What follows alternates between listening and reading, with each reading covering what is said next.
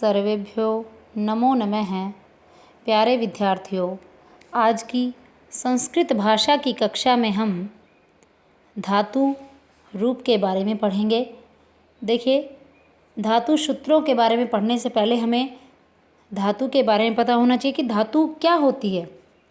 देखिए बेटा, आपने इससे पहले क्रिया पढ़ी है। क्रिया क्या होता है? जिस शब्द के द्वारा किसी काम का करना या होना पाया जाए उसे क्रिया कहते हैं। अब देखिए, वह रो रहा है। अब यहाँ पे वह क्या कर रहा है? रो रहा है। तो ये क्या है? रोना। उसके बारे में पता चल रहा है कि वो क्या काम कर रहा है, वो रो रहा है। तो रोना शब्द यहाँ पे रो रहा है जो क्रिया है। और इसी तरह से आप देखेंगे कि हिंदी भाषा में इन्हें क्रिया कहते हैं और संस्कृत में जब हम जाते हैं तो धातु। संस्कृत की क्रियाएं जिन मूल रूप से बनती है उन्हें धातु कहते हैं। जैसे देखिए, जैसे पठती।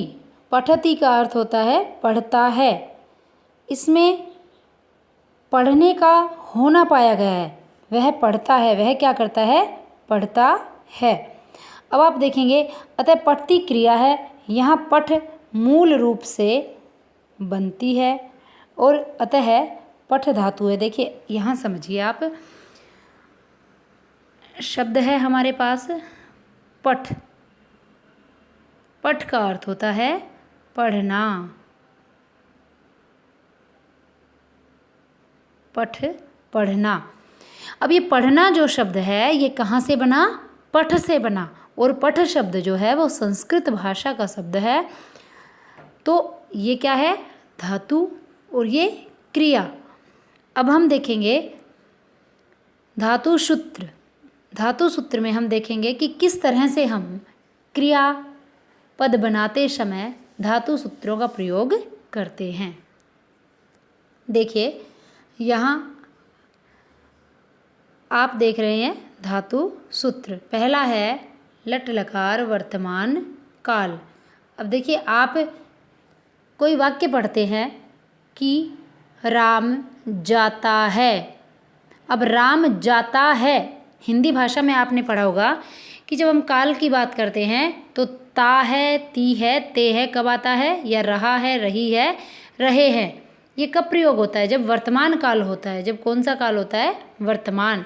और वर्तमान काल को संस्कृत में दिखाने के लिए हम लट लकार को ही वर्तमान काल कहते हैं।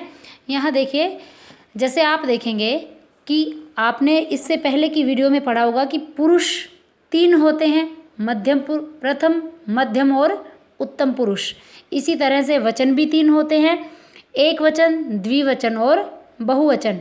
अब यहाँ हम देखेंगे कि जो प्रथम पुरुष एक वचन है उसकी अगर बात करें तो धातु सूत्र ये होगा ती। द्विवचन की बात करें, प्रथम पुरुष द्विवचन की, तो धातु सूत्र ये होगा। अगर उत्तम पुरुष बहुवचन की बात करें तो धातु सूत्र आमह होगा। इनका प्रयोग कैसे करते हैं? देखिए, बहुत ही आसान है, समझेंगे हम। उदाहरण देखते हैं। जैसे पठ शब्द है, हमारे पास शब्द है पठ। पठ का अर्थ होता है पढ़ना। पठ का अर्थ क्या होता है? पढ़ना। अब पठ के हमने ये जमा का निशान लगा है, पठ जमा अति। ये अति कहाँ से लिया हमने? यहाँ से, प्रथम पुरुष एक वचन से। पर अब ये हलंत ठे जो है, हलंत ठे में हमने क्या मिला दिया? ए। क्या मिला दिया? ए। तो ठे पूरा हो गया, पैठ। और ये देखिए आगे, पठती। पठती। पठती का अर्थ होता है पढ़ता है, पढ़ती है। इसी तरह से अगर हम देखेंगे वद। वद का अर्थ होता है बोलना। ये क्या है? पठ, वद, ये सब क्या है? धातु। वद का अर्थ होता है बोलना। अगर हम कहते हैं कि वे 2 बोल रहे हैं या वे 2 बोलते हैं, तो हमें पता है कि बोल रहे हैं या बोलते हैं वो कौन सा काल है? वर्तमान काल। तो हम कौन से सूत्र लगाएंगे? लट लकार के सूत्र हम लगाएंगे। अब यहाँ हमने वद के साथ वद जमा अ तह, तो ये जो ए है ये किस में मिल गया?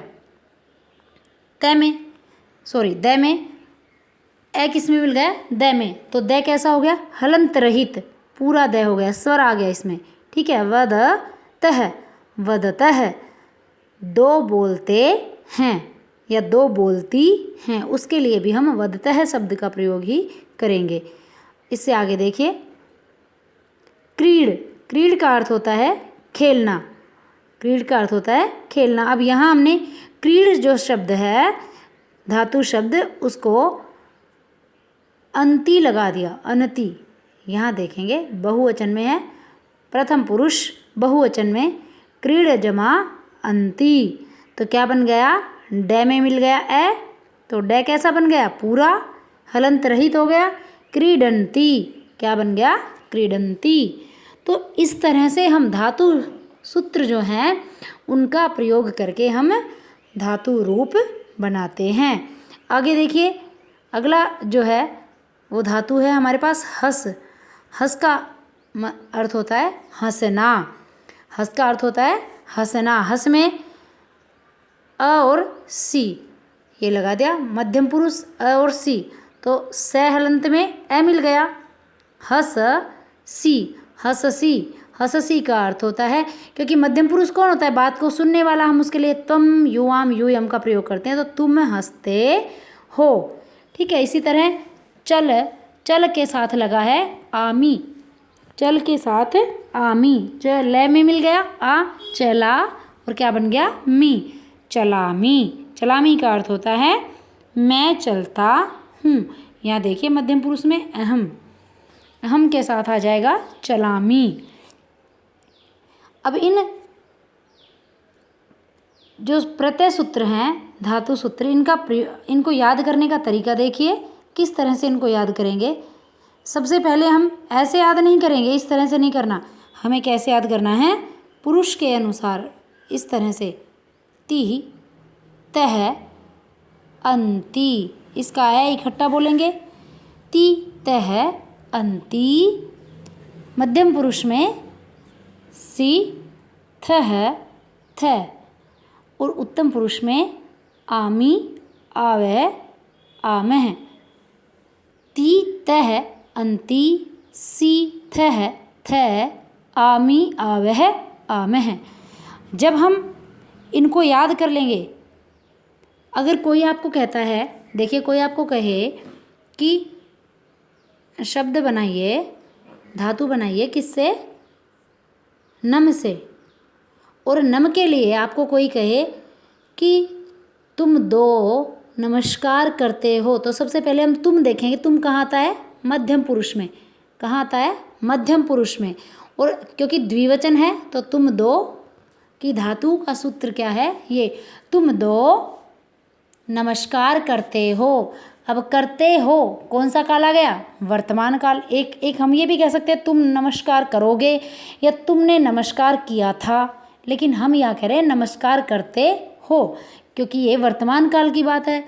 तो तुम दो नमस्कार करते हो के लिए हम क्या करेंगे? एक वचन में आता है त्वम, द्विवचन में त्वम युवाम, तो हम लिखेंगे युवाम, युवाम। और क्योंकि नम धातु है, नमस्कार करना नम, नम से बना है, नम मतलब नमस्कार करना। मैं हलंत जो है उसमें क्या मिल जाएगा? ए, तो मैं हलंत हट जाएगा। ठीक है, और पीछे क्या लग जाएगा? थ। देखिए हिंदी अनुवाद से संस्कृत अनुवाद हम सीख सकते हैं। युवाम नमथ है, तुम दो नमस्कार करते हो। इस तरह से हम धातु सूत्र याद करने पर क्या करेंगे?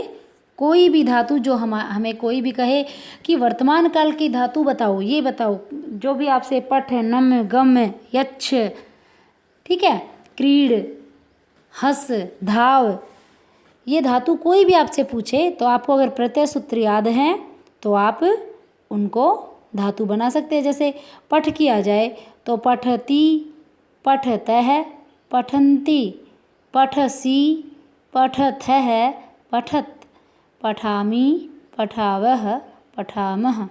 इस प्रकार से हम धातु रूप बनाते समय धातु सूत्रों का प्रयोग करते हैं। इसके बाद हम अगली वीडियो में आपको लंग लकार के बारे में बताएंगे। अगर आपको वीडियो पसंद आया हो तो लाइक करें, शेयर करें, चैनल को सब्सक्राइब करें और बेल आइकन को प्रेस करें ताकि आने वाले जो सभी वीडियोस हैं उनका नोटिफिकेशन आप तक पहुंचता रहे। धन्यवाद।